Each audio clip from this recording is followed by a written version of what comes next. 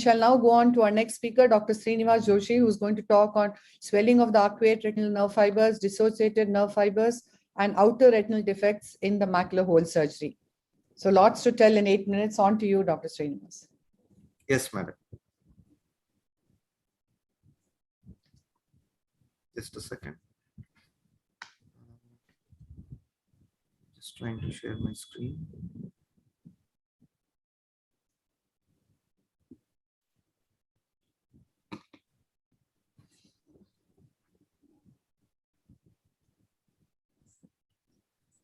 Yeah, good evening, everyone. Once again, welcome to the ARC webinar.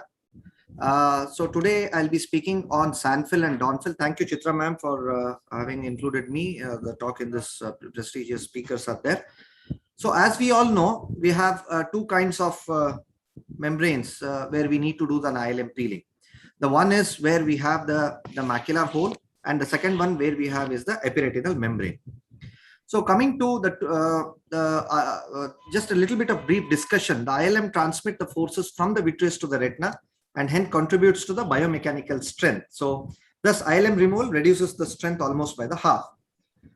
So is there any other procedure? As any other procedure, ILMP causes some changes in the post-operative period.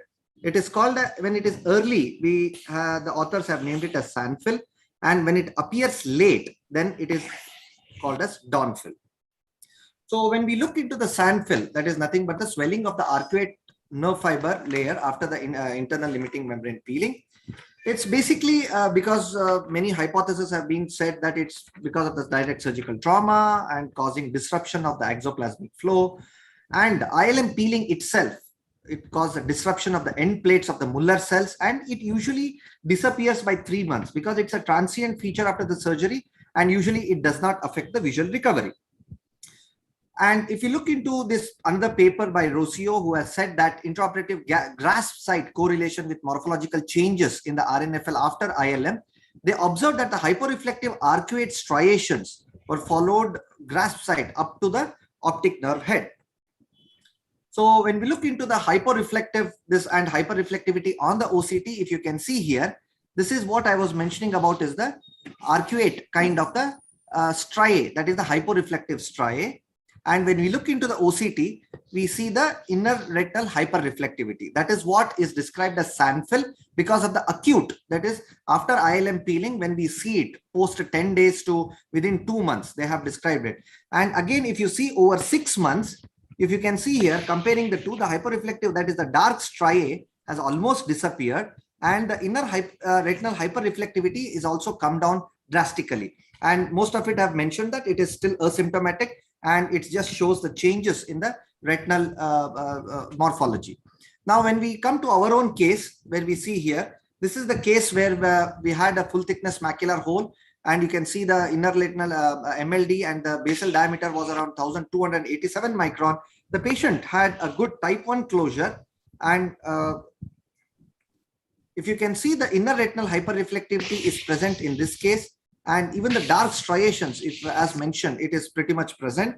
And as we go on, the clearing of the Sanfil over a period of 1 month, and if you can see from here till here, there's definitely a reduction in the retinal hyperreflectivity, and also the dark striae, which was present before, has definitely come down in this case. Now, coming to the next one is the Donfil. The Donfil is described as the dissociated optic nerve fiber layer, appearance of the fundus after idiopathic epiretinal membrane removal, as first described by Ramin Tadayoni in 2001. So he described it as a moth-eaten appearance, thinning and the dimpling of the NFL, and usually appears from 2 months or 3 months.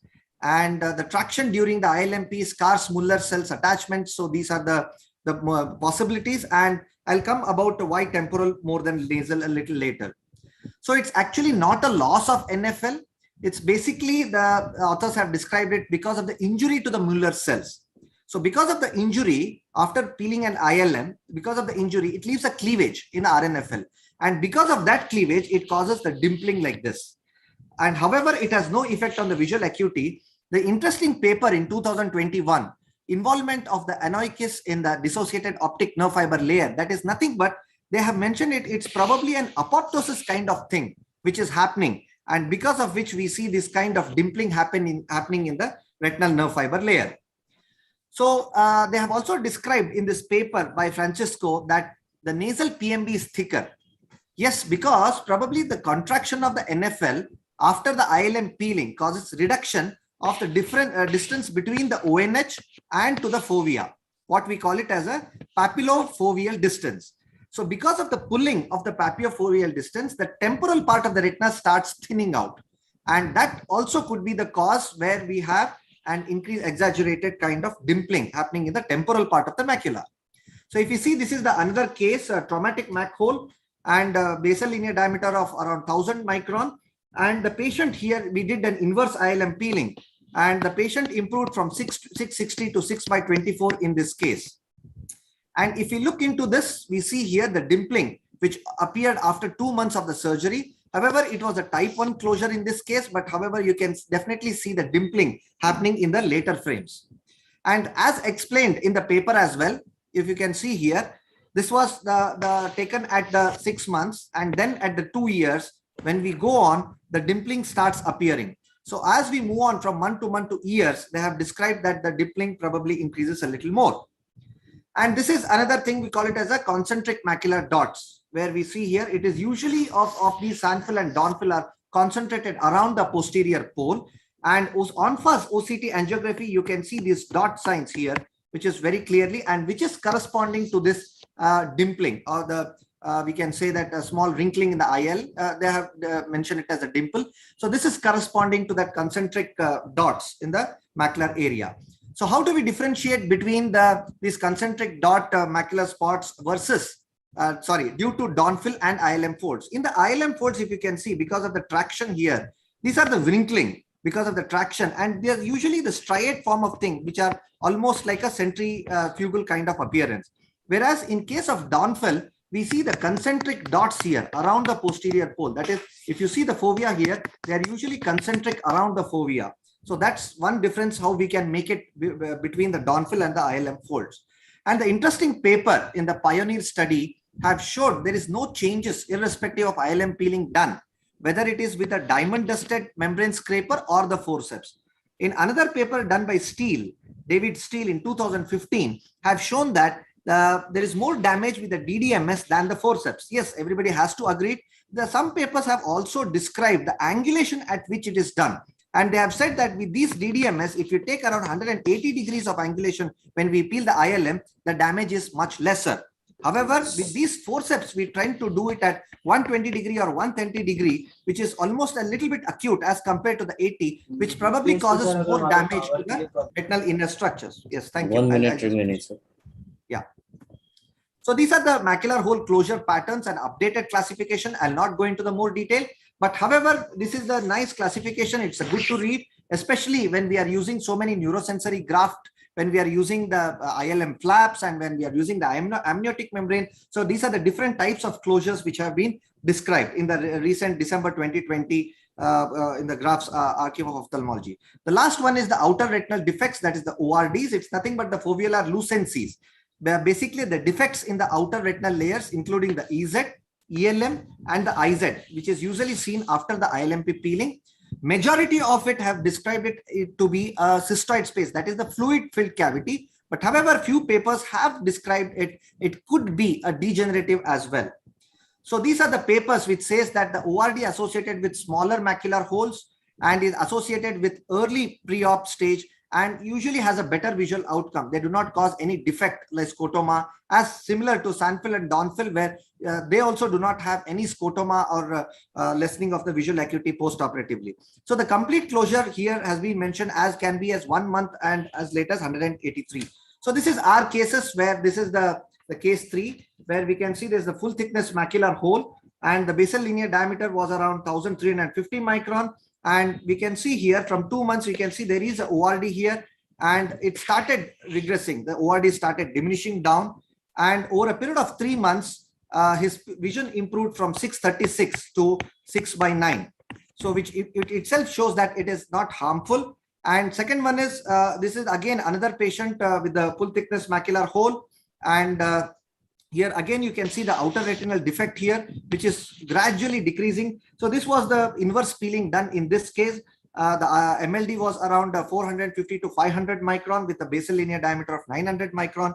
And if you see over the time, it's almost the ORD has disappeared. And fantastically, this patient, to my surprise, improved from 636 to 6/9 parks.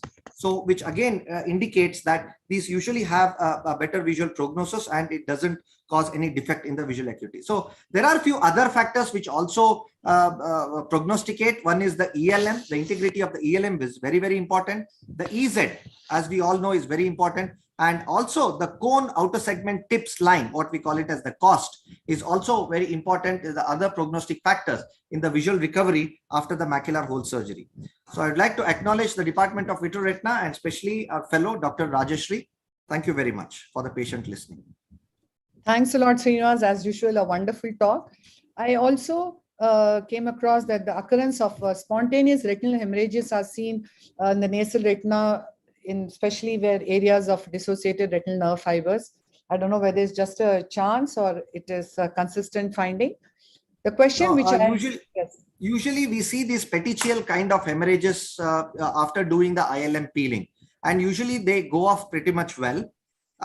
They don't cause much of damage because if you see most of the ILM peeling, some of these cases we tend to see where it is more thicker. Of course, various theories have been proved that the inner surface is smoother and the outer surface is rougher, which is directly connected to the Muller-Serre end plate foot processes. So peeling of this will not only damage the blood vessels at that area, superficial area, but also it might expose a little bit, and few of them have explained it to be a degenerative kind of process.